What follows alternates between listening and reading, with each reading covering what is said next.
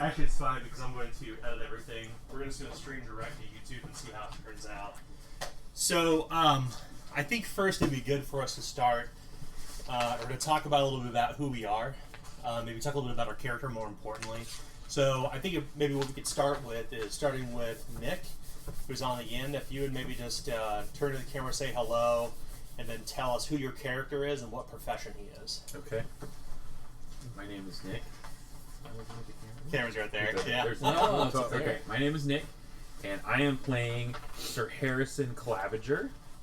He is a cadet. So that's a new profession in main Gauche for those who are watching, which you'll see soon on Kickstarter. So we'll go next to Tim. I'm playing Ceol Marcus Marius II. This is a son of a character that has been going through our campaigns for a long time. The butt of many James. The butt of very many James. Architect is academic, and my profession is investigator. So Adam? I'll be playing Tuck Fitzroy, and I'll be a burglar. Mike? I'm Mike, and I will be playing Wesley Winterborne, the lowly lord who happens to be a Reeve. No, not a Reeve. Bailiff? Bailiff, there we go. Bailiff. Love it. It's our Ranger archetype, but yeah. Guys, I don't even have to look at the front of my sheet to know my character's name. I got that memorized. Yeah, I'm Walter. I'm playing Madame Krista Wolf-feather. Yes, and she is a Quacksalver, but don't tell them. Yeah. So Quacksalver 2 is also another new profession from main Gauche, which you'll see here in our Kickstarter in August. So we've been contemplating for a while whether or not to stream our weekly game.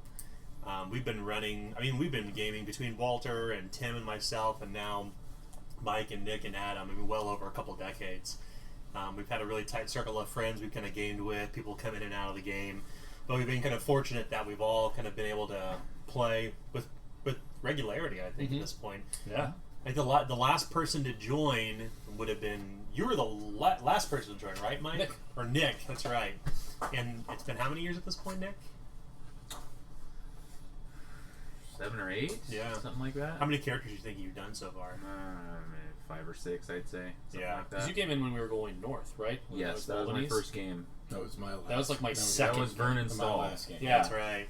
Yeah. So- What have you done with your Back in the life? bank. Played a fuck ton of Zweihander. I think Really actually nice. out of everyone here, the first person I actually ended up gaming with was Tim.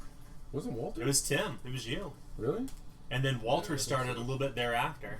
Because you were friends with John and them, right? Yeah. That's Yeah, right. you would have started before me. And we were playing Planescape at that Oh, time. yeah. That was a long time ago. ago. So what characters you play in Planescape?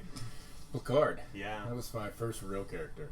I Eight- played some weird, giant Oh, that's throwback right. character for a while, but... Blicard is your AD&D 2nd edition character, if I recall. Yep. So what's your favorite character you've ever played? Oh, that's hard. I really like Nostalgia Steeples. Yeah. That's why I did the Investigator again. Yeah, that's good. She showed up here and there. She's Yeah. had the years. That's right. The Lady in White. She'll show up again, I'm So sure. Walter and I have been gaming together for well over 2 decades. So I'm 42, and we met when I was 17 or 18. Yeah, that sounds right. I was a couple years younger than you, so I think I want to say I was a sophomore, maybe a junior in high school, something like that. Do you recall the first campaign you ever ran, where I played a character? That I played with you? Do you remember the character I played, or that I? No, Oh man. the first game you ever ran. Oh geez. Boy, that's been a minute. I'm thinking it was probably one that you were in, other than a couple of like one-off ones that I did when I didn't really understand like the 2nd edition rules. Yeah. I would just like play stuff. We didn't play DuckTales for like gold coins or anything like that, but yeah, I think it was I do remember the first game I ever ran actually, because it involved Greg Bickle and Gary Paul Robinette and a Durham and a Walton. That's right. And it was in like my parents' basement when they were out of town, and it was really, really like pretty hack. Like It was a world plague that had to be solved by pouring a potion into one fountain at the center of the world. It was pretty high fantasy fiction stuff. But I was like 15. Right. I mean, the game I remember, the first one I think I played with you and Walter was a game that you ran. You ran like a little 4-part series. You ran a game based on the world of Ultima. Ultima. I definitely remember the 4, Ultima game. I want to say. Yeah, that sounds right. It was definitely the 4 through 6 trilogy. That's right. I played Gregor Rygar. He was I don't even know what class he was. I mean, it's been so long ago, but he had a spear. That's all I remember. So Mike has been playing for quite some time too, and Mike's first game. So Mike, and I'm gonna recap the story because I'm not sure if this is exactly true. I think it is mostly, but Mike met Adam and his brother while playing online World of Warcraft, and you came in town from St. Louis with your desktop, and you never played any sort of tabletop role-playing game before that. None. Like, I think I just stopped by for like one night because it was like Thursday nights, Dan's game night, and I came in on the Thursday, so it's like, all right, well, I'll go and I'll watch, and I've been hooked since. And proceeded to watch me get swallowed whole. You got wrecked by a Zintus water panther, I believe. And something. something golden stitches, something could never pay the price type thing. Good times. Yeah. That was one of our very first resurrections in the Warhammer game. Wait, that happens? Yeah, seriously. It was the clever use of a fate point that turned into a story arc. Yeah. We're actually, I think at that time too, we were actually still playing around a little bit with the Zweihander. I thought it was second edition at that time. Was it second edition or Core Hammer? I remember coming in and reading a lot about second edition. This was second edition, yeah. That's when I was playing Gunther the Grey. A probably heavily house-ruled second edition. Oh, yeah. It was on its way to Core Hammer. Yeah, it was on its way to Zweihander. It was going to be this little thing, our baby around the table, which all of us have been involved in. So it comes out heavier than most babies. It does. Right? It's two-handed. It's big. It's like 4.5 pounds. It's like a preemie. So Adam. Yeah. So to switch subjects, first time I ever met Daniel, it was with an enthusiastic yet ironic hug. Yeah. Yes. People we were dating at the time decided to go on a double date. I like that you said dating. I didn't. We were both married. Hey, I just didn't know how much we wanted out there. So, our wives at the time were meeting up to go for dinner, and they wanted us to come along. And when they saw each other, hi. We ate Indian that night. Something. Right? Off of Mass Street. Yeah, this is food. Yeah. So obviously this went way more to Dan than it did to you. Yeah. So, it meant way more to me. Smells. They hugged each other, and we both kind of looked at each other like, "Hi," and then we followed suit. So, yeah, sure. Yeah, we've been buds since. So it's been a long time. A lot of us have played together. And naturally, that kind of led to creation of the game we're actually running now. That obviously you can buy. If you're watching this video, you probably know exactly what we're talking about. No. So what we're going to do, we're going to run a new game, and we believe it's going to be around 16, maybe 18 sessions for season 1, and it's called the Dunhallow Mystery. What some of the viewers may not know is we actually play a couple games beforehand to kind of get kind of the characters cemented down, kind of get comfortable with one another.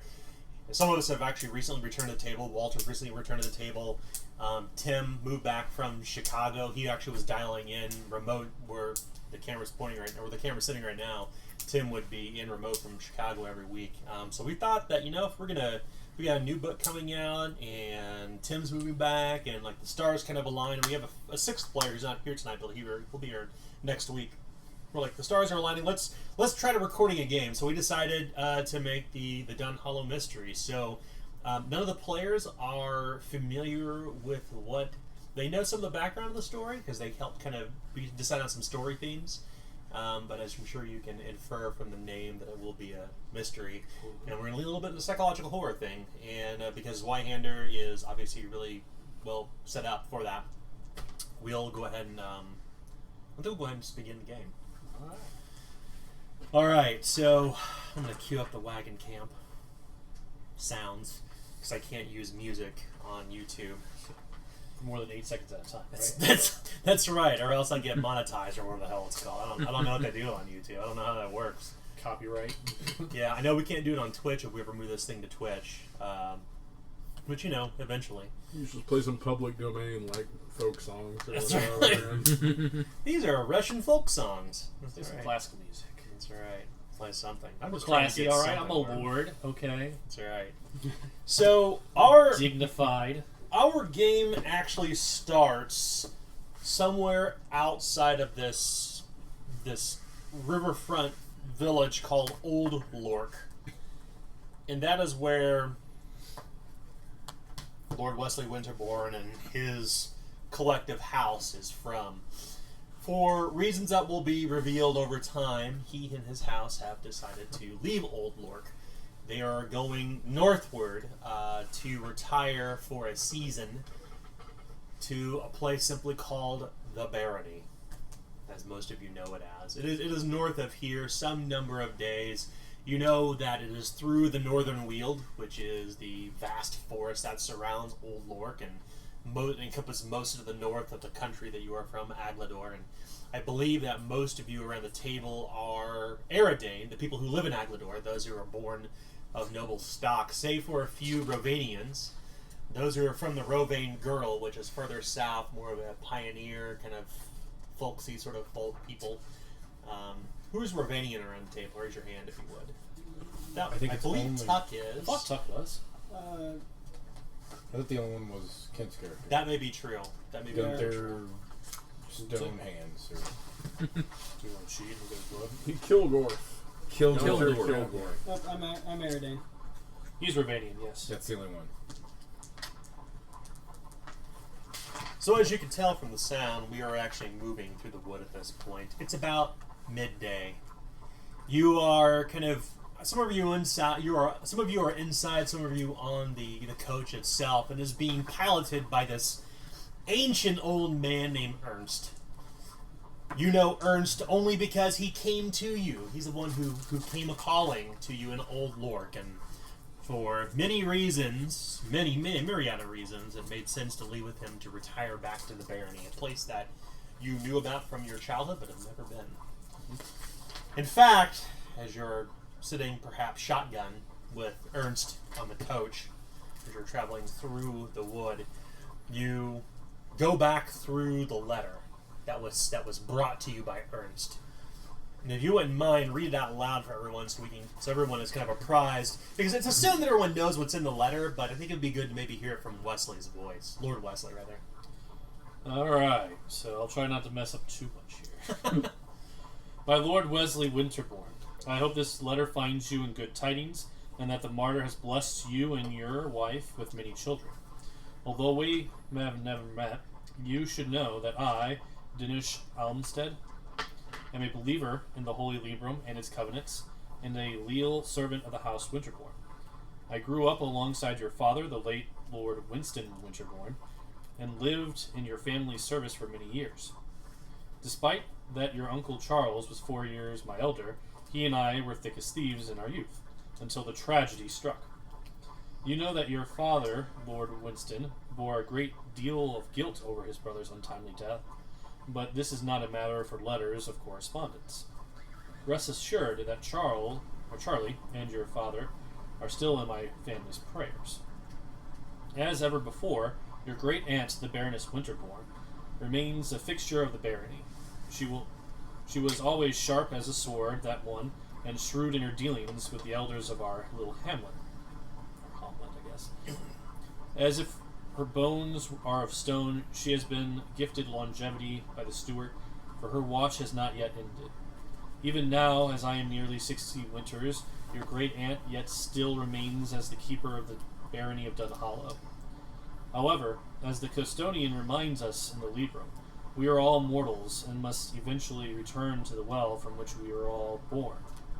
The Baroness' facilities have waned significantly over these past few years, leaving the family business asunder. She dismissed most of her household, sold most of her trappings to traveling peddlers, and has cordoned herself within Winterborne Manor. She has nary a servant left, save for one devil of a man. I feel that her barrister, a man of ill bearing by the name of Mr. Hugo Downing, has taken advantage of your poor great-aunt's frayed mind. The Winterborne fortunes, and ostensibly your birthright, has been beset upon by enemies both without and within. Jackanapes and would-be robber knights roost along the edge of the Grey Lands, thieving lumber with the help of outsiders. Without the Baroness to deal with these up-jumped gentlemen of the road, I fear that they may attempt to steal or seize the barony in your great aunt's absence. I wish to share more with you in fuller detail. As such, things are not suited for correspondence. I would ask that you and your host come at once, retiring to the barony for a season. Only you, the last surviving member of the Winterborne house, can put things to right. A word of warning: the roads between Old Lhork and Dunhallow are fraught with wild dogs from the long summer. Take great care on the path here, and do not tarry in the forest, lest the wood devils take your eyes. Trust in my dependable valet, we're going to say, Ernest, to ferry you here post haste. For without you, Lord Wesley, the entirety of the barony is in danger. Yours truly, Mr. Dindish Olmsted, the provisional mayor of Dunhallow. Ill tidings and grim words, certainly. And you all are well aware of what letters are contained within it, should you be a reader or not. He has ruminated over this letter for many days until he finally packed his things up and decided it was time to go. It was time to retire to the barony, leaving his family and the rest of his estate back in Old Lhork. You all have collected around him to head north. The first place you're heading to from Old Lhork is a place called the Crossroads. It leads to the greater veins of the country of Atlador, but this is all back country from where you are at, including Old Lhork. Yeah.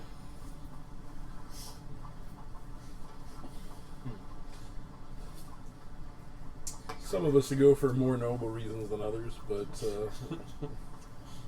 those reasons are probably still a little bit disguised in some cases. What little you do know, Nick, I forget your character's name, sorry. Harrison? Sir Harrison, yes. Harrison. What little you know, Sir Harrison, Lord Wesley, is that he comes from a very small but independently wealthy family, but they're very folksy. To call them a noble house would be an injustice to the name. The name Winterborne is not known by many, but the barony is. Mm-hmm. And those who know the barony know of its the crone, as she is sometimes called, the Baroness Winterborne, his great aunt. He is the last of his line, save for his daughters and the great aunt. What was the barrister's name again? The barrister? That would be my name? Wesley? No, sorry, the barrister. Okay. The Let's provisional see, mayor. The mayor's Dindish. Yeah, the mayor's Dindish. And then you had Hugo Downing. That's right. The minister, or Mister, sorry. Mister. That's right. So the rest of us are in the cart itself. Probably on or in or around the cart. It's moving fairly slowly. The ground here is a bit wet from the rain the night before. A lot of foot traffic through these parts. I mean, you're not even a day outside of Old Lhork, but still you're passing by small trading posts, some hawkers along the way, peddlers who are either going to or coming from Old Lhork. But quite a few people traffic this route. So there he was, pulling out handfuls of sugar in one hand and happy, and pulling out handfuls of flour in the other hand, with this disgusting look on his face, and he couldn't figure it out. But Wesley, he used to be quite the troublemaker. I mean, I got beat pretty hard for that one, but it was worth it. Interesting to note that Wesley and Fitzroy grew up side by side. I mean, he looks the same when you're that age. I remember laughing at him though. He didn't know any better. I mean, sugar, it feels different than flour. But he just kept eating that flour and looking more and more upset. Our Lord has wisened since then, I hope. Ah, yes, the years have treated me kindly in that manner. I would know much more about that. I carry myself much better. Everyone has a sweet tooth, right? I mean, come on. Especially if you're a kid. Would you say then that you have blossomed since your flower dose? Yes, the flower did help me blossom. Yes, I would say that much. So what is the plan, my lord, when we get here? Well, first we must take stock of the situation. Just like any time that you go to tax someone, you must make a ample or accurate assessment of the value, right? And then go from there. So if we go there and we see just ruins, well, we'll have to start from the beginning. But we will build with what we got. But I mean, this is my family legacy after all. So It speaks of a fortune here, but what? I'm sorry, Lord. well, the I know barony. you've never really been one to throw your jink around. Well, I mean, I pay what's due. I mean, No, I don't it's- pay extra. You know that. That's a Donovan Thorn. Yeah, those are. Donthorns always pay This- extra. Yeah. That's not what I was meaning about my pay bucket. I was meaning you don't have a lady on the side like most lords. You know, you don't have the extravagance, whatever you want to call them. Wasteful spending, yes. Yeah, that. Dicing, whoring, these things. I mean, one can gamble, but why when you know the odds? Well, I think he was talking about a courtesan or maybe even a courtier. Well, those are just expensive. Yeah. What I'm saying is, there's wealth in these woods that you've drug us all to. I mean, of course. Well, then I'm happy to come, my lord. I mean, it's a barony by all means. Yes, in the backwoods of nowhere. Where is this again? Dunhallow? Dunhallow.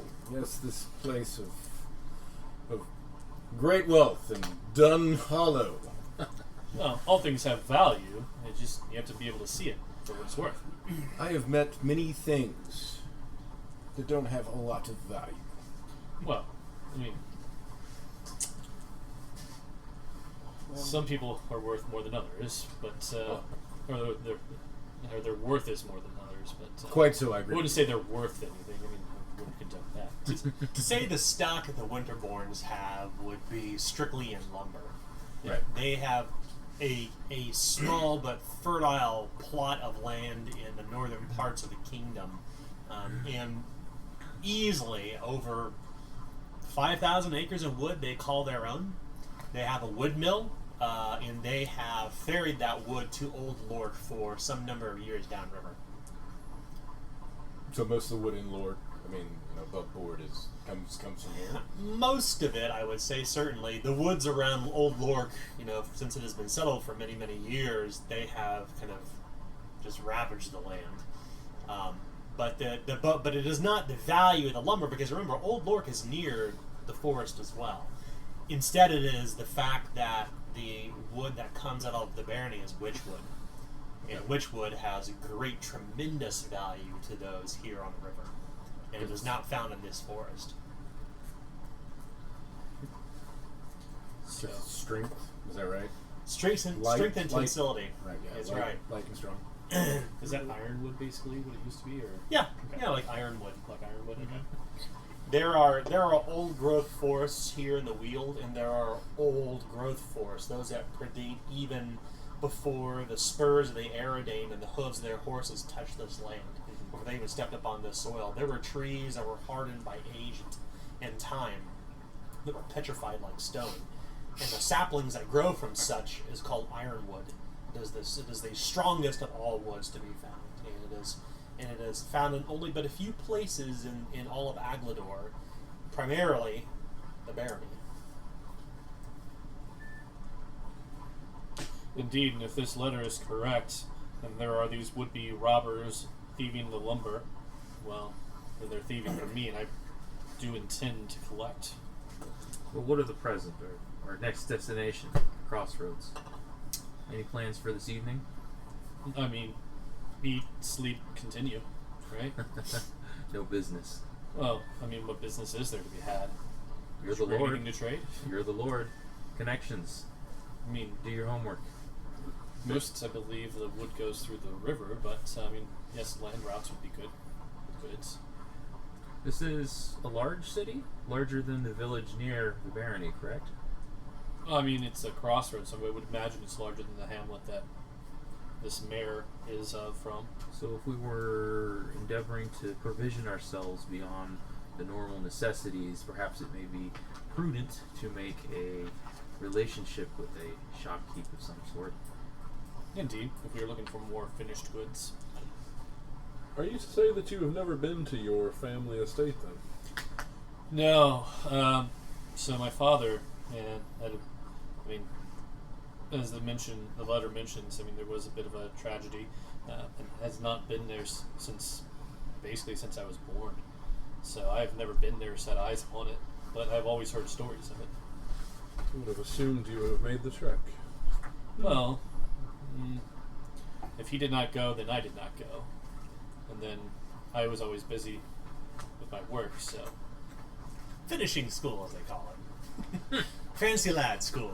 Fancy. There is plenty of dust to collect in Old Lhork. I mean, plenty of things to do. I suppose it was as good a place to be as any. I'm happy to have picked up my hat, so to speak, and moved on our way. I don't know about any more of this business of the road. The last business of the road we have was penniless and rather strifeful, if I do say. If there's something to know about Madame Krista, who Walter plays, it is that she served Lord Wesley's father until he died. She was his caretaker, and now she has moved on to join with Lord Wesley Winterborne. But the strife she speaks of, there's an uncomfortable silence among all of them collectively. This happened some number of months ago, but still the memory has not left you. And the talk of wood devils in Lord Dendish's letter kind of stokes up perhaps some ill sentiment around the entire situation. But as for the crossroads, specifically to your comment earlier, Sir Harrison, there are many ways to the north. I mean, after all, why wouldn't Lord Wesley Winterborne simply take the river? Well, you kind of know the reason why. In the crossroads is an old family friend, or one could say a family friend, but that's great. Duck and cover, give me a pop. Do a barrel. Please, pop me. That'd be great. Anybody else? Sure. Yeah. Thank you. The Winterborns have long time been sponsors of a rough peasant sport called Blitzblood, or Blood Blitz. It depends on what side of the river you're from. Right. Sometimes it's Blitzblood if you're Aradain, sometimes it's Blood Blitz if you're Rovaynian, if you're from the Girdle. But there's an old veteran, as one would say, of the foot lists, a man named who you would know, Fitzroy or Tuck. That's a Gauche Kilgore. Big fan I am, yes, big fan. Old Stonehands himself. All of you probably know about this man. His reputation precedes him. I heard he retired with the stone hands. Sorry, I shouldn't jest. It's a man's life. No, Livelihood. What does he do now? I mean, he could have been the greatest of all time. Could have been the greatest. everybody's got their nicknames, you know.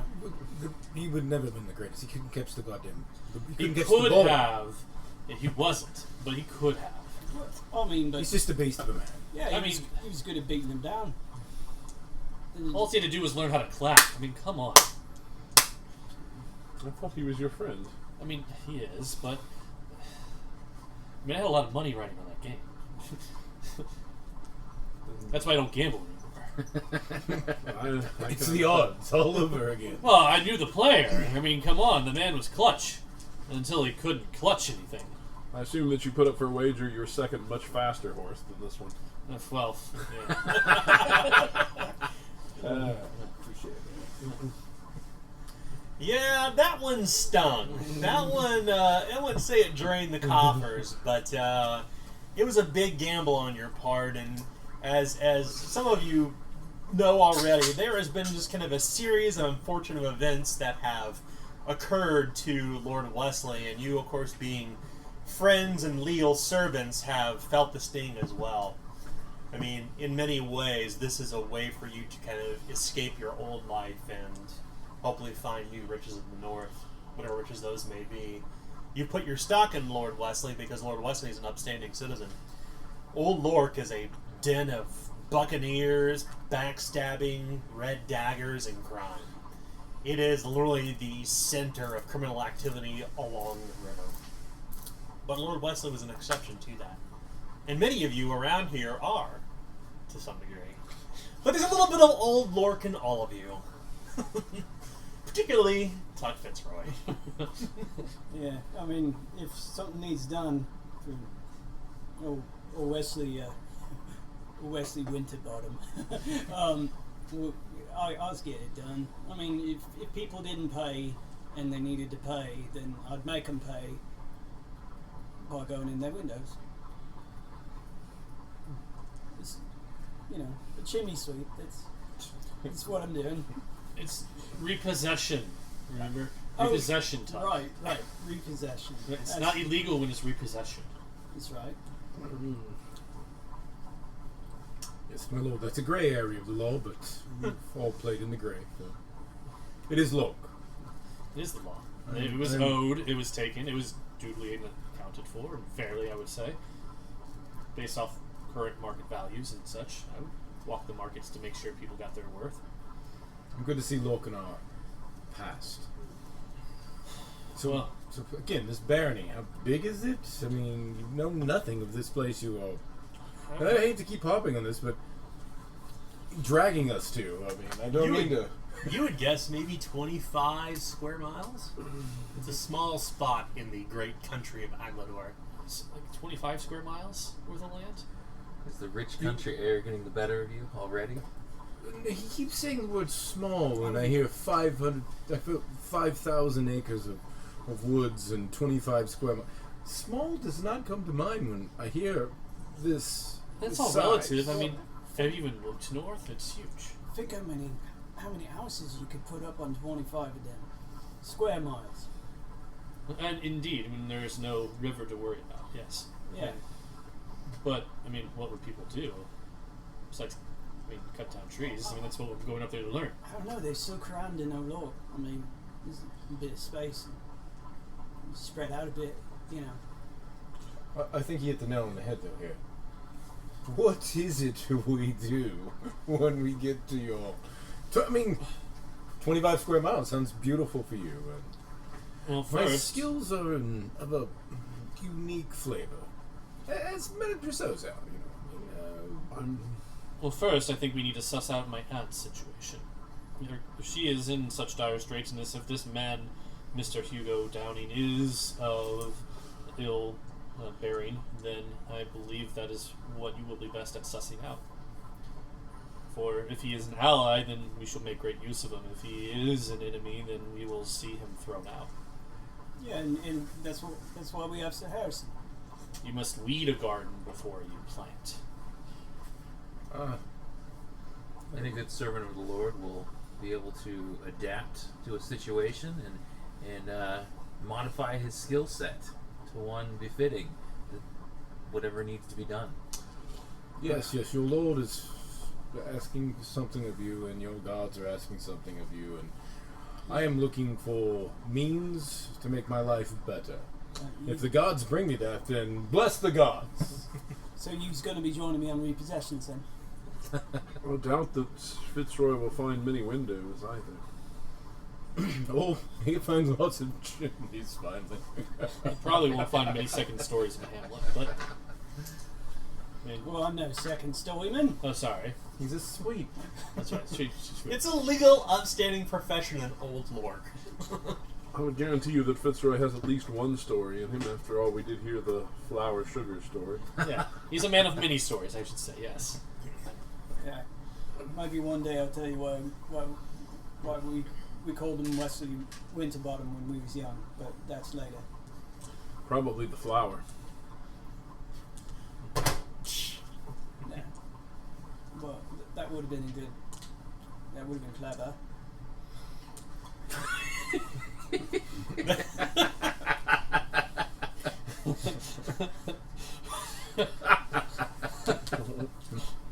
The horse whinnies and wickers and comes to a stop. As you realize, We're here. oh goodness no, you're nowhere near the crossroads. As a matter of fact, We're done. the smell of fish from the river, the smell of the fish from the axe water, it still wafts through the ravaged land around here.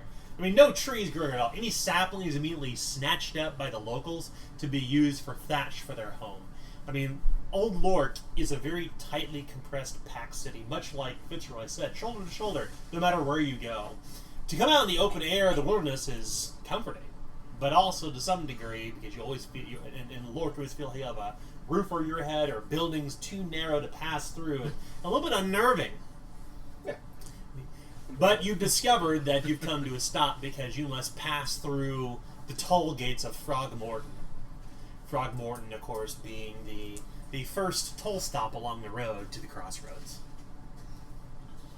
Your wagon is behind several others.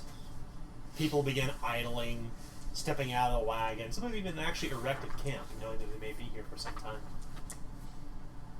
I would ask Ernest if he knows what the cost of the toll would be. Well, this old gargoyle of a man says, barely letting loose of the reins, we paid a bit penny per leg when we passed through here before. Me and old Bessie. He points toward the old nag, this old mare that is lolling, literally just like slowly ambling as it's pulled this coach. It seems to be struggling against the weight, the great weight of this old wagon, creaking and groaning as it moves, almost like this old man. In fact, you would not be surprised if perhaps this old man, horse, and wagon are the same age. This man's nearly 80. He is great in his years and number. Is this man going to make it? Let's hope, because I can ride a horse, but I can't drive one. Coventry Palanquin could take us. That's right, it's free. Yeah, there's no Coventry Palanquin. You've seen Coventry Palanquin travel this road, and you wouldn't be surprised to find them perhaps way ahead of you, but Coventry Palanquin, as you well know, has the King's Grace, which means that they do not have to pay tolls, because they are, of course, the coaching service for the King's brother-in-law. So Coventry Palanquin comes and goes without paying taxes. You don't have to stand in line or wait in line. Like, is there an alarm going off? Fire alarm? Yeah. All right. Sounds like there's. Turn tonight quickly. Yeah.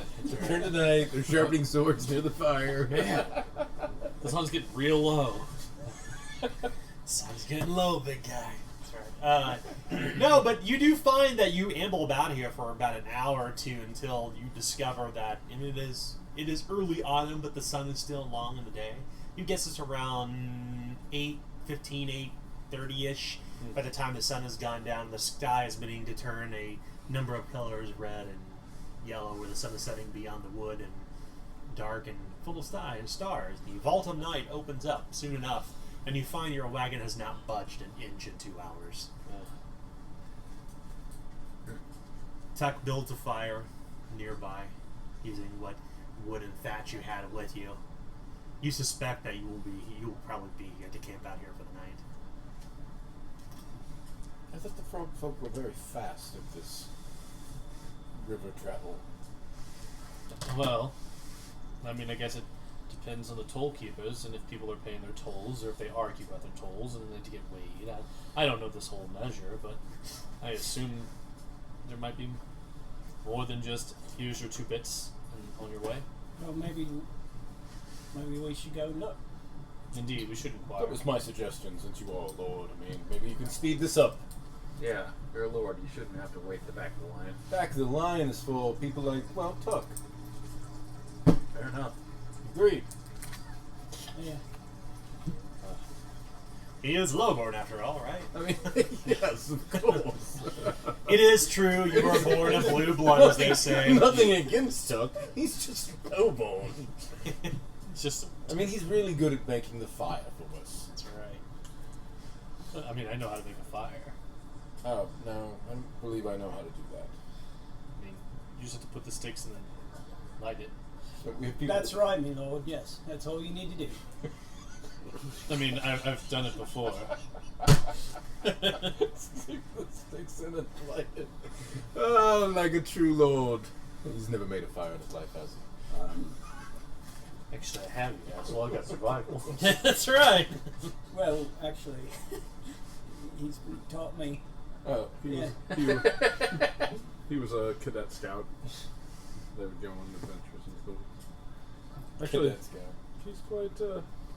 he's quite handy in the woods. He would go for long constitutionals out in the things, and would come back with all sorts of coughs and aches and various breakouts and rashes. My father did a lot of the wooding, Rambling. forestering, whatever that stuff is that we were going to go do. You know, he worked for the Bastard King for some years. Huh. Interesting. Oh, you mean Warning shots, not words. Oh, you mean My living? father's words. Oh. That's our family motto. Oh, well, I didn't know that was official. Oh, he made it official after the Bastard King kept telling it to him over and over again. Oh, well, I guess When the king says something, you own it? Yes. is that still stable to call the king the Bastard King? Oh, everyone calls him the Bastard Okay. King. He is not the king of Adlador, he's the king of the girdle. So Right. yes, He's he king is, of nothing. He is the king of nothing, that's right. He holds one castle over a river. And this is my domain! I have the archers and balises to keep it. King Ethan. I bet even he doesn't have 25 square miles. He does not. He just controls the river and takes a tax. Sounds like a frog folk up here. Are you moving up there, my lord? I could help you down. I mean, Wouldn't he like to take measure with Lord Wesley at the front of the line? If nothing else, we could use the Constitutional. I think Okay, I with could use to stretch my legs a bit. You want me to stay here and watch the fire? You want me to go with you? You can do as you please. I mean, it would be good for someone here to stay with the coach. What are you No. trying to say? Oh. Ernst says. Oh, I forgot about you. Yes, that's right. Ernest is well capable. you're easy to forget. Yes, Ernest is. Ernst is even better. You know. Yes. Yeah. Men like Tuck and Ernst and others with one-syllable names are not born of high stock. Without a doubt, Ernst and Tuck are from the Rovaynian girdle where the Bastard King rules. But the one true king on the western side of the river is, well, the Unifier. And you all, I assume, to some degree or another, are loyal to the king. Lord King Cassandra Malister, the Unifier. He unified the kingdom, remember? Ish. I've never met him. And, well, if you're loyal to him, then I am.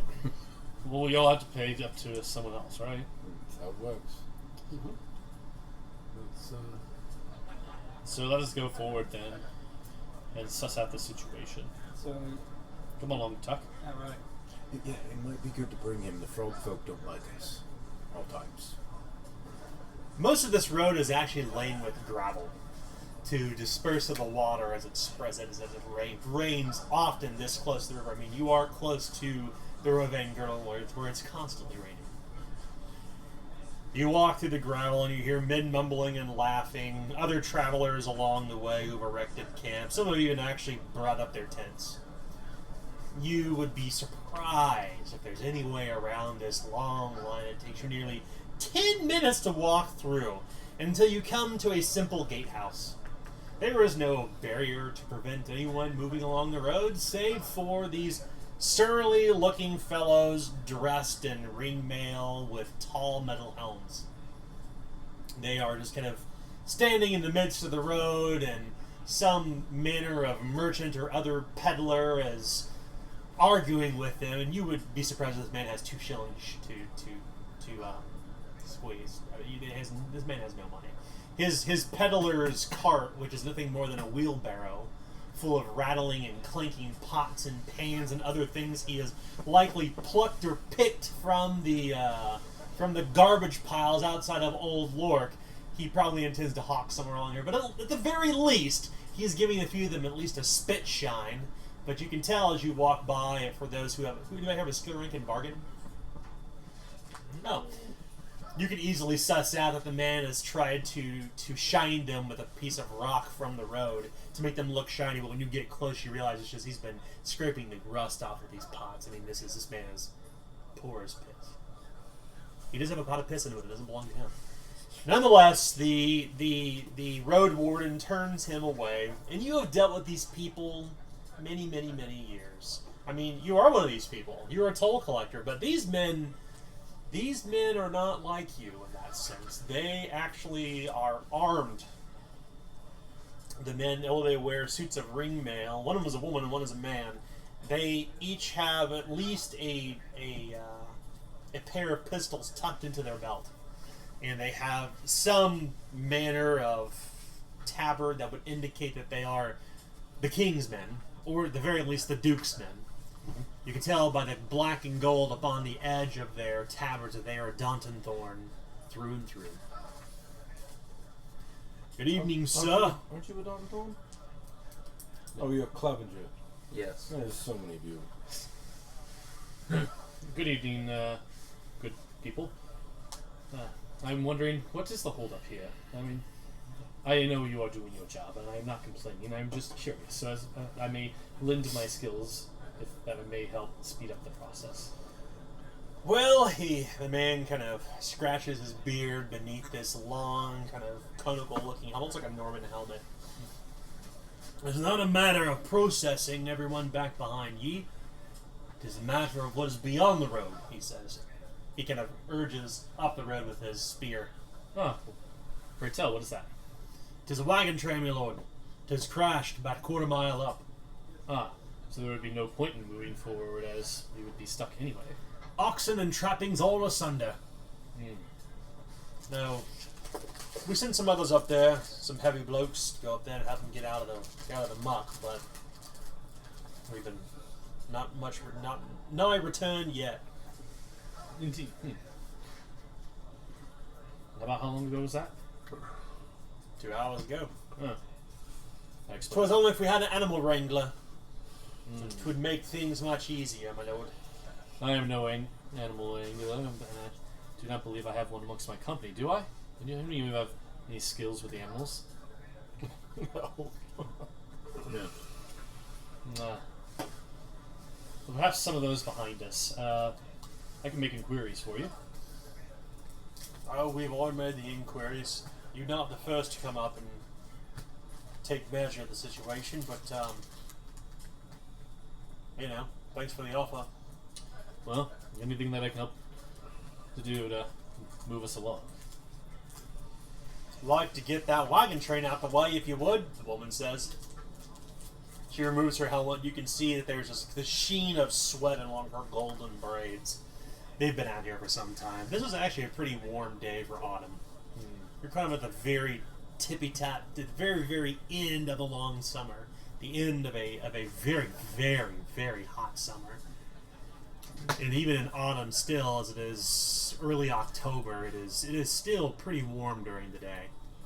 How far up along the road here is this wagon train of crashed wagon train or whatever this is again that's holding us up? The woman is chewing on something and she spits, and you see this black globule kind of spatter on the ground. 'Tis about a quarter mile up, about 3 stones throw. So if we can't move, we might as well go see if we can't help.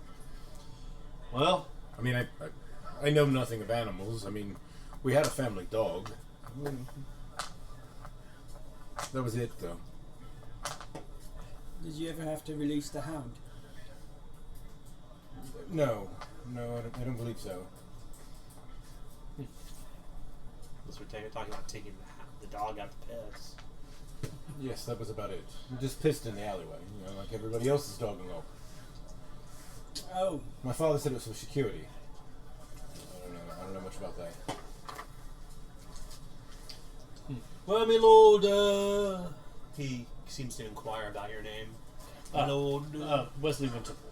my lord Winterborne, right. Well, if you and your company want to pass on by, I don't see a problem, but as you can see, we can't accommodate no wagons and whatnot tonight, at least till we get this whole situation sorted out. Alright, well, I will leave my man Unspec there with her. If you would be so kind as to keep an eye on them until we come back, but or at least... He narrows his eyes in the gloaming that surrounds the threadbare one knee. 10 cards back. Well, I can't really see it as yours, and they all kind of blend together, but I'll do my best. Fair enough, fair He enough. can adjust his helmet. That's all I can ask. But we will see if we can clear your problem, and you can see if you can help us. Right then. Alright. So, alright, well, let's see if we can help out these folk. I mean, how hard can it be to rustle in, right?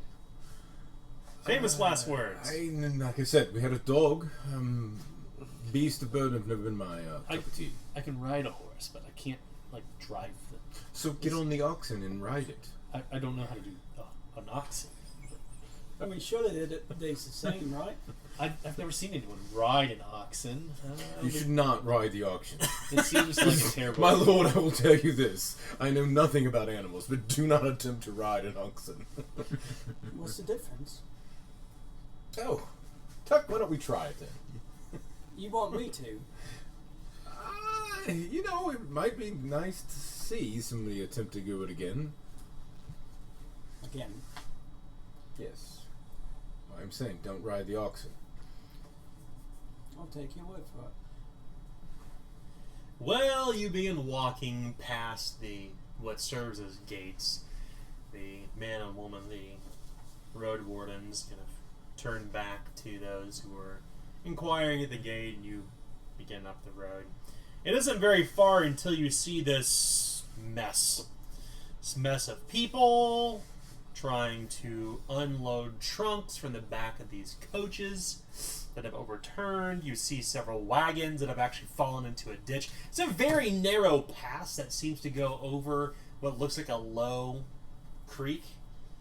And should it rain, you imagine this thing will be washed over, but there's still enough of a steep ditch on either side to really be dangerous. And you can see that this wagon train of easily 5-6 wagons some have fallen over the edge. Oxen are covered in the sheen of blue sweat.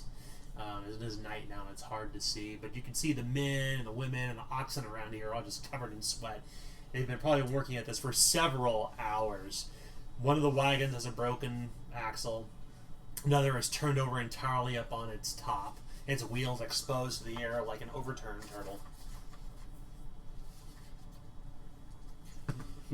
A number of pilgrims mill about trying to aid those who are there, but...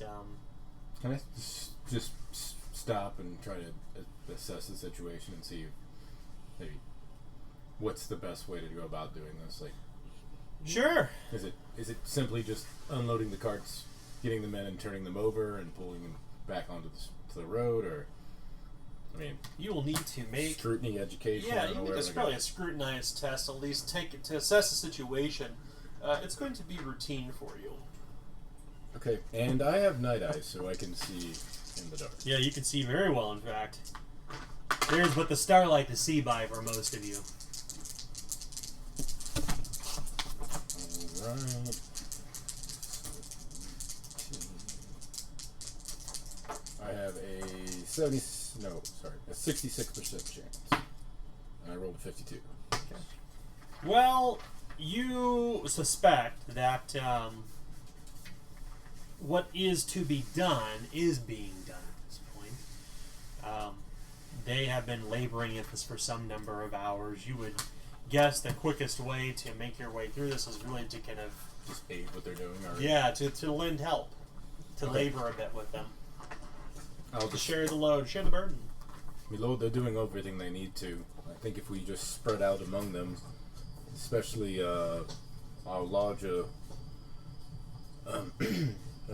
men, and take some of the load and help them on all these tasks.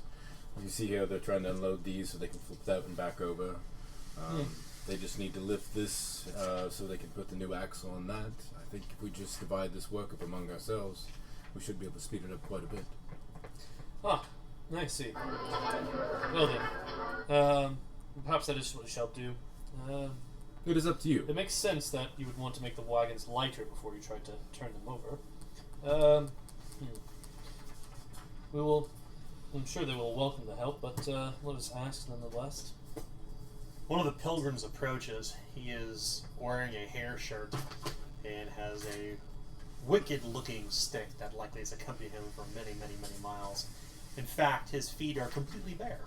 He wears no shoes. It's the first thing you identify. You see Adam Krista.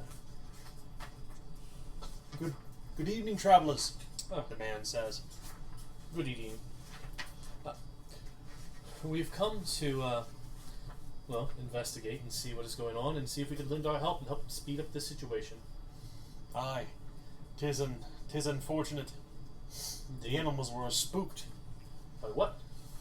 'Twas the middle of the day. We heard a bellow. We thought it was an elk, but something bounded across the path and set the oxen astir, and then we have this. He shakes his head.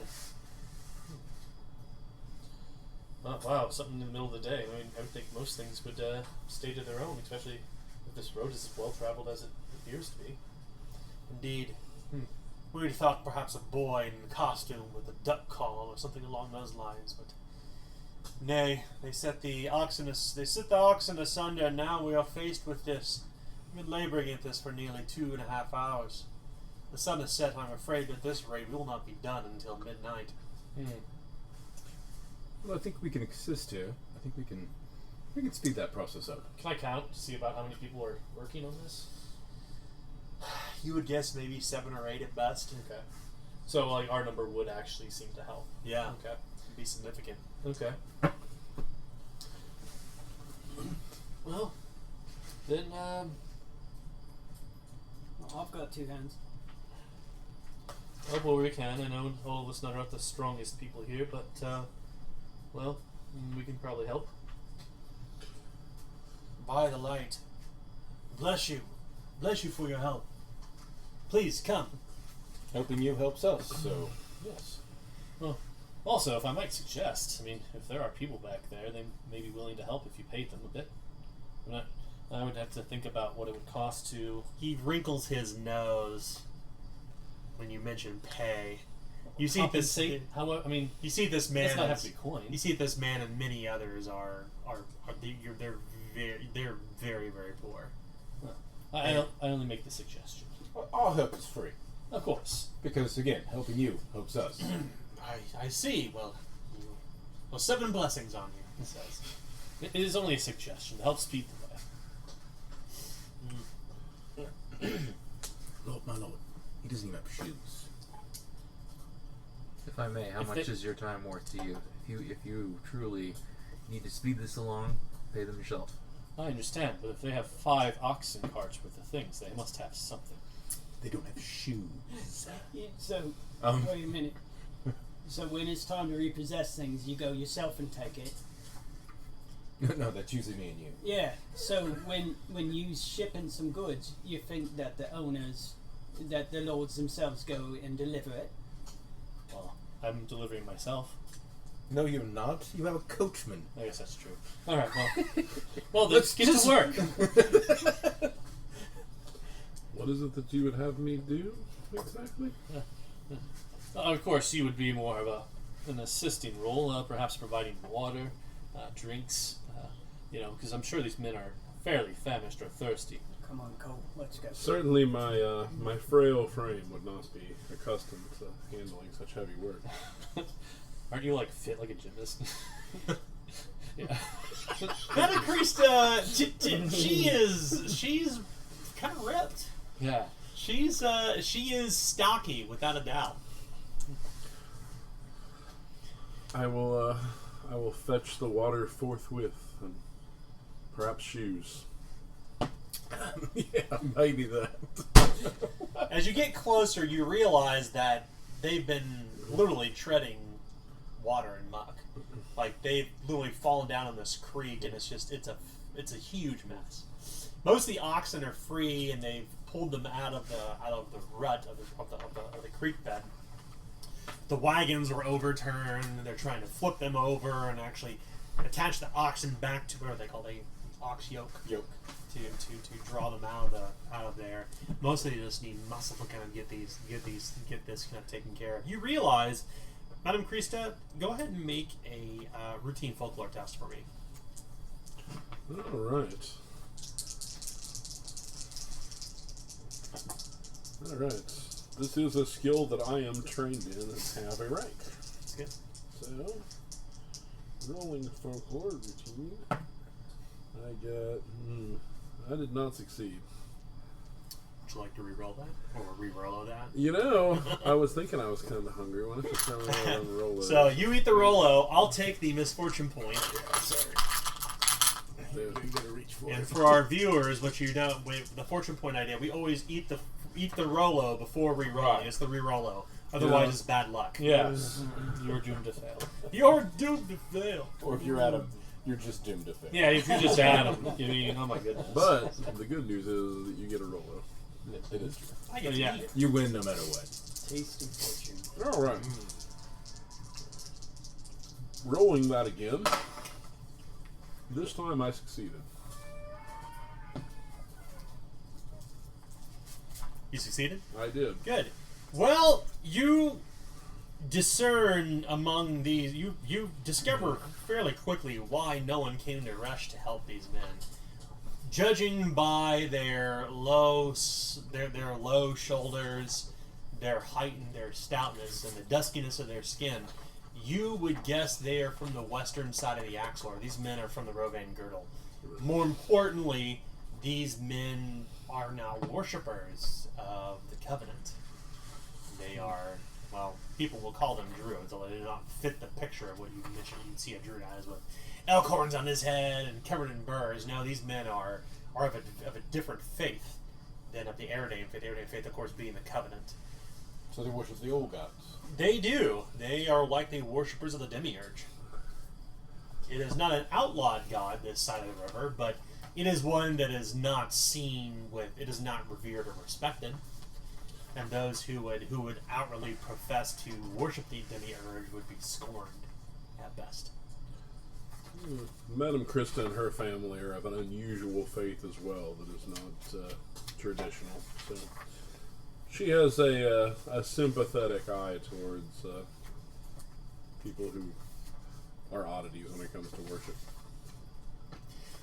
And so you labor for several hours here with these itinerant pilgrims. Itinerant when you move around, is that right?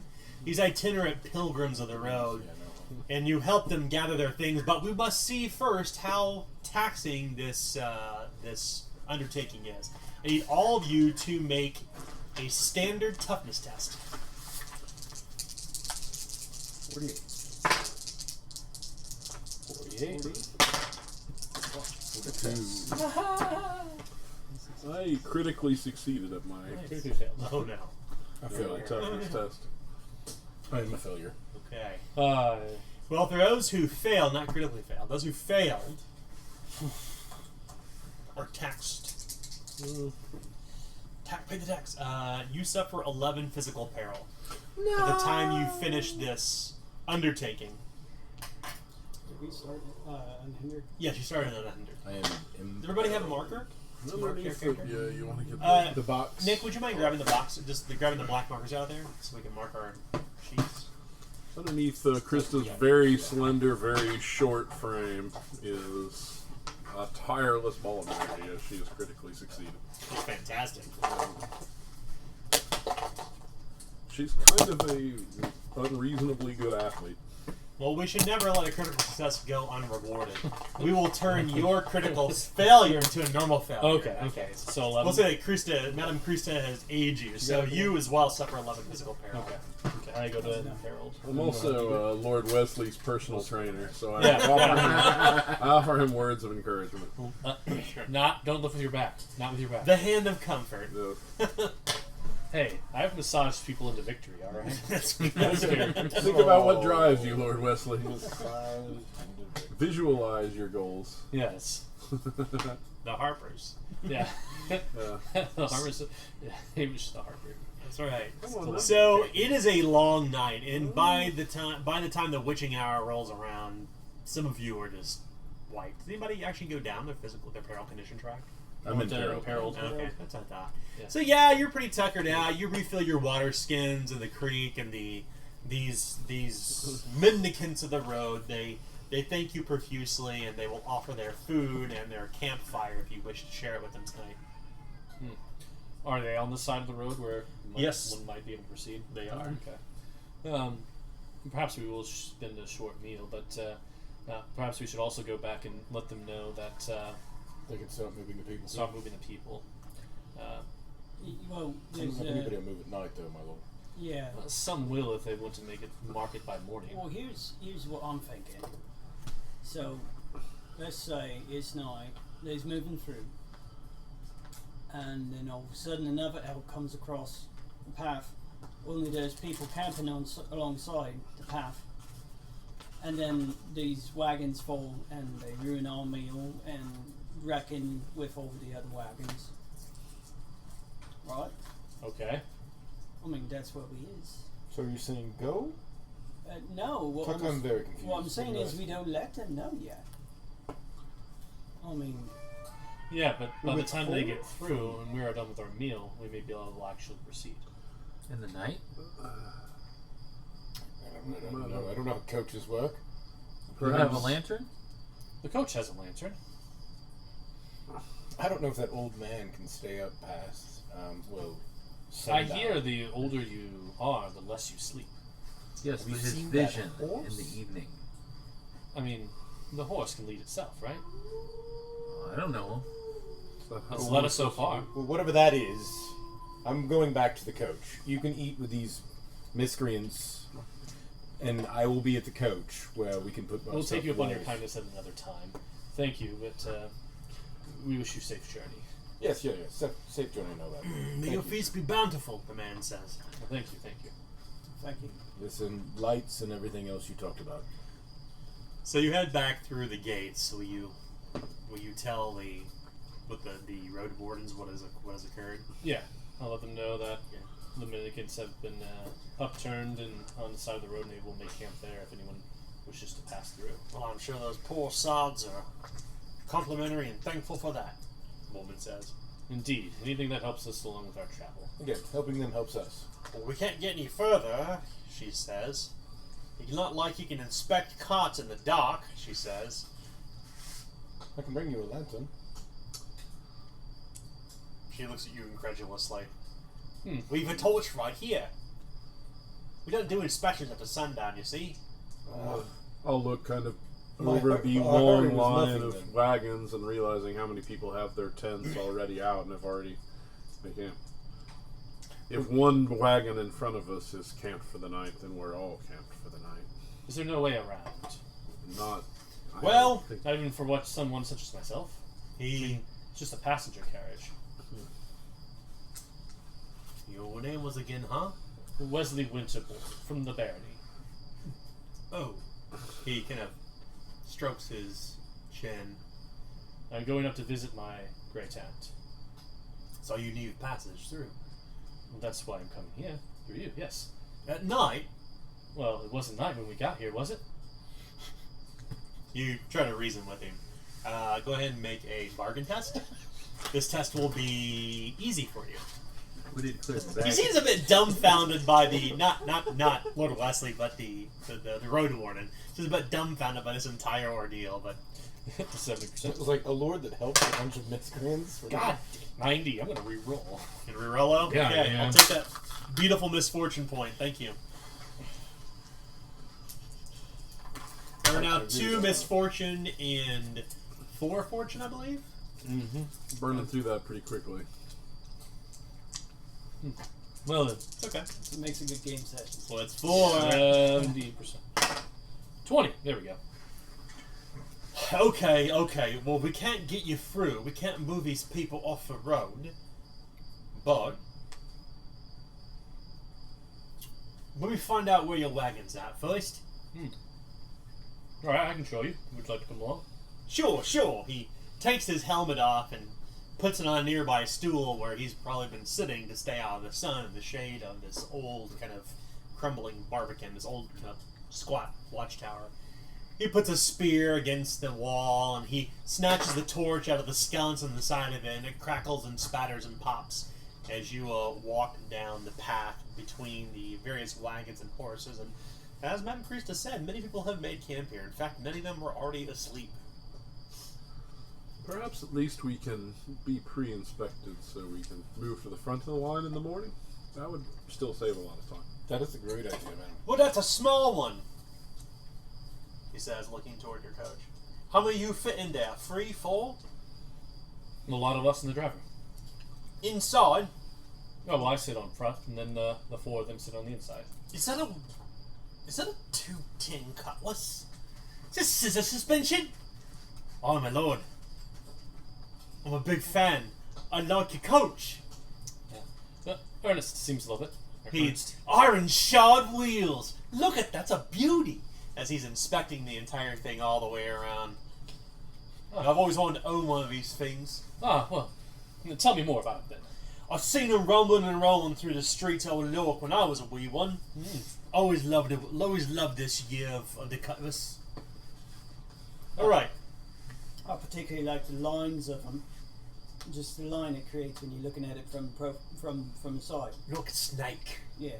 That's how they go so quick through the streets. All right, iron shod wheels. I think that we can get you around this part. You see? Okay. Here's what we can do. Get your man. All right. Follow me. Come on. Let's go. Come on, Ernest.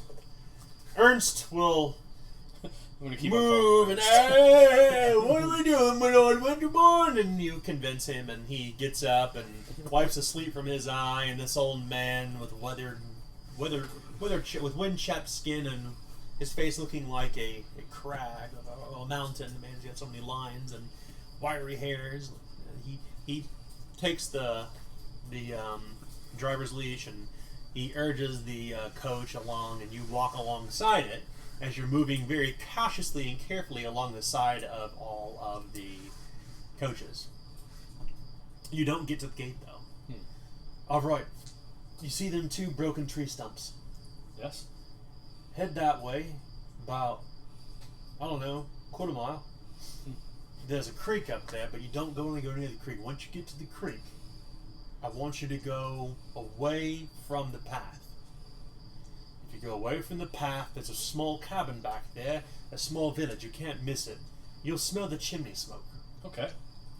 Head that way, and then go through the middle of that town, and you'll find that, village, whatever, and then you'll find a little path that leads back to the road.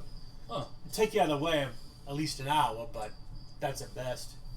Oh. So, a roundabout. Okay. Well, that would help us immensely. Lots of foot travelers coming this way during the morning, so if you want to take advantage of it, you best do it tonight. Ah, well. We paying a toll that way too? No, Lord Winterborne doesn't pay tolls tonight. Well, Nor his men and women, of course. Gracious of you. All right. Well then. We Think did we clear the shall- blockage after all. Well, yes, we have earned our keep tonight, I think. I'll look at the 3 of them who are imperiled from fatigue and like all the sweat and like, are you certain this is a good idea? My lord, you're clearly very fatigued. Well, then I will sit on the inside. Perhaps I can help, my lord. I might have something just for your nerves and exhaustion. Well, I mean, to be fair, I am also I do like to talk Ernest's ear off. I mean, he's barely said a word, but I mean, I like to try to, at least learn a bit more about his. He doesn't know anything about his home. Yeah, my home, this ancestral home of mine. Someone's got to keep him awake. Exactly, and I think my questions would help. While he's talking, I'll be digging Yes, through you call me my Taco. apothecary's bag and retrieving a small stone pipe and packing it with a strange, like, fang powder. Please, light that as if you would tobacco. Huh. Imbibe that. I will indeed. Now or later? Do it now. Okay. The sooner you do it, the better it'll affect. I've given him a dose for everyone listening of Devilweed, which will improve his peril condition track by 1 step. That's right. It's a very pungent tobacco. Yes. Very pungent indeed. It smells like burning ditch. It smells like weeds that they burn in ditches, like poisonous weeds they burn in ditches on the edges of Old Lhork. These old vines and in this old growth that continues to kind of meander closer and closer to the city, but they constantly burn it and they dig ditches so it won't continue growing toward it. It clutches around houses and other things. The smell that it reminds you of, like burning thistle.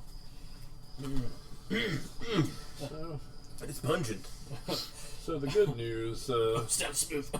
the good news for you is that it does move you up that peril track, but unfortunately you're going to have to roll a resolve test at this point. Okay. It is a routine resolve test. Okay. 60. Yeah, it's a 14. I succeed. That's good. Or 50. Yeah, routine. The only thing you will suffer then in that case is that you will suffer one. You will gain one corruption. Okay. It is a drug, and it's featured in Gauche, along many other awesome new intoxicants. That's right, yeah. How do you feel there? Actually, better. It's pretty interesting, pungent stuff. This is one of the favorites of those Covenant fellows of the Rift we so gave aid to. It is a plant that grows. You've seen it around. It's good for stress and when you've worn yourself thin.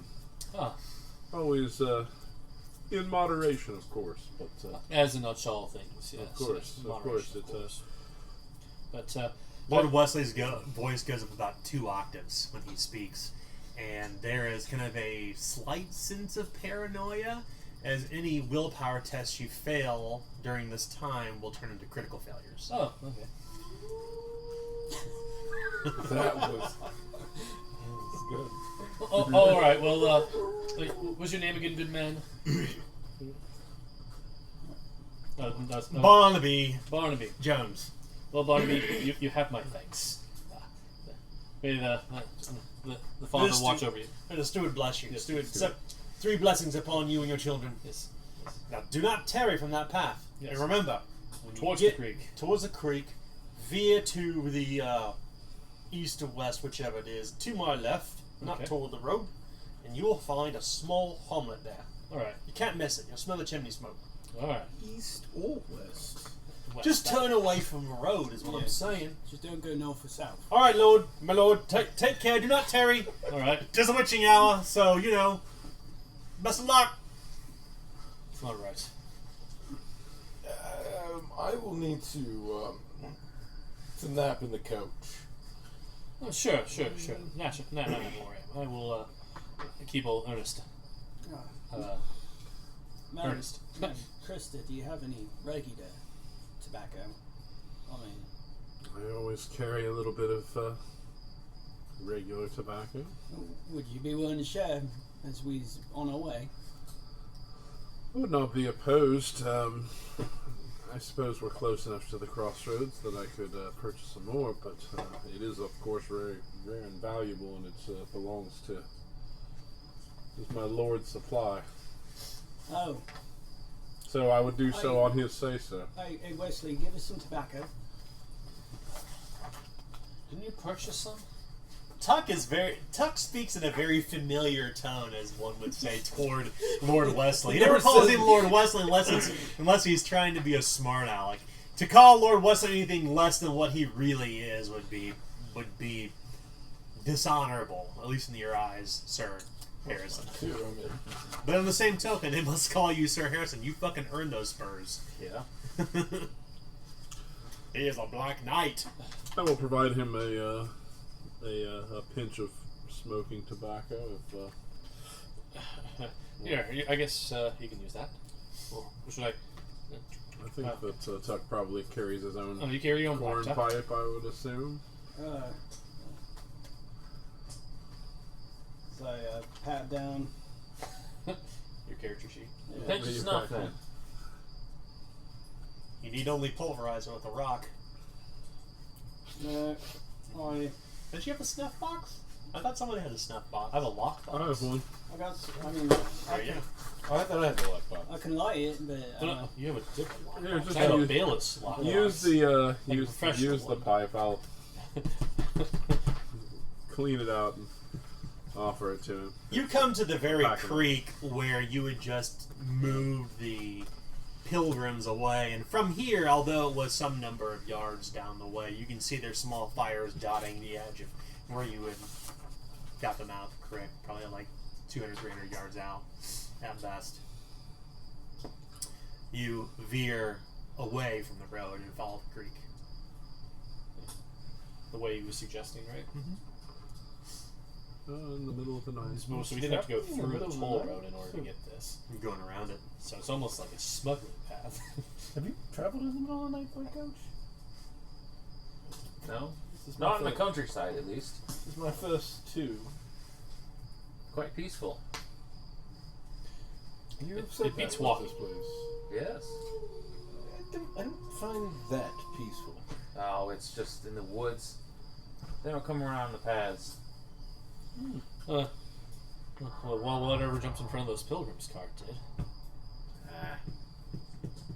This old nag has seen it all, right? Yeah. So hopefully. Let's hope so. Yeah. I just hope she's blind and she can't see it. Or here. Hasn't reacted to it yet. As the wagon comes to a crawl and stops as you go to make your constitutional or make water. In here, away from the road and away from Old Lhork, and so isolated in the woods that you are, it is deafeningly quiet, save for the crickets, the sounds of the bugs and betwixt the weeds and the trees. The grasses here are not cut, they grow wild. And the path you are on, as Lord Wesley suggested, does not seem a common path by any means. This is the path. If it goes to a hamlet, it goes somewhere, right? So people do somewhat traffic it, but they said foot traffic, so perhaps people that walk. Or, well, we all know what smugglers do. If I might Go around offer tolls. my misgivings, Lord Wesley, what smugglers might do would be to work with local toll guards to send naive caravans who talk openly about their titles and money off into places to be ambushed. I hope I'm not being too forward. Well, not all gentlemen with the road are the same type that we met that one coaching station, but, we all see what they get up in the end. They get their just desserts. I'm not a traveler, but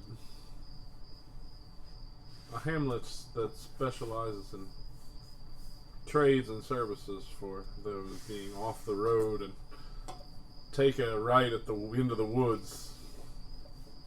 I can't lie, gentlemen. I'm a little uncertain about this. What about you're making me uncertain? On that now